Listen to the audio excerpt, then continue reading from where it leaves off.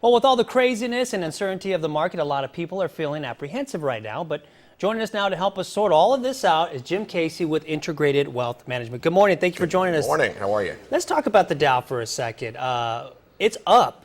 What does that mean? It's a 4-year high. I mean, we haven't seen these numbers for 4 years. And I think things are starting to, the economy's starting to improve. We had jobless claims today, again, dropped 27,000, the best we've had since May of last year.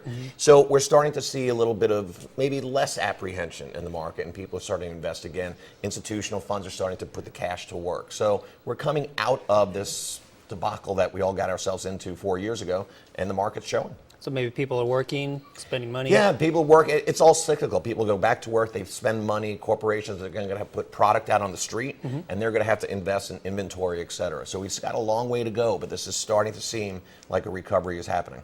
Well, for some people who may have their tax return and they have some money they want to invest in, with the Dow being so up, what areas do you think might be good for them to invest in? This is really interesting because we always say, regardless of where the Dow is, make sure your own personal investment plan stays intact. Too many people react. I don't want people to go back into the market just because it's at a high, because that's really buying at a high. We've got to figure a dollar cost averaging approach, which just says every couple of paychecks, we try to say put 15% of every paycheck into an investment vehicle. It's a forced savings approach. Don't take it home. Don't spend it. Don't look at the market. Take a look at where your investments need to be. Because for retirees, the Dow being at 13,000, not as critical as where their income is coming from. So dollar cost averaging. So when things get lower, actually it's cheaper so you can get more. Yeah, 4 years ago we had the Dow at 7,000, and we could have bought some stuff then. That would have been a nice return where we are. So we're also seeing matching coming back in. A lot of corporations are starting to feel a little bit more solid, so their 401ks are getting matched again, and that's also driving some of the market.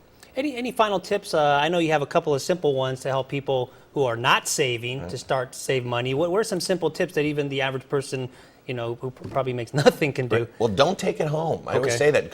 Most employers will have prepayments so that they can set their paycheck up before the money comes into your bank account. It diverts itself into a savings account. Again, a 401k plan is a great forced savings vehicle, and you can go up to over $16,000 a year into that account. So don't take the money home. Cash in hand is cash spent. That's right. For more information, you can go to Jim Casey's website right there at iwmgmt.com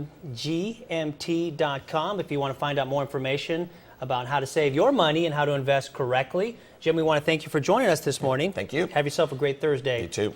And we'll be right back.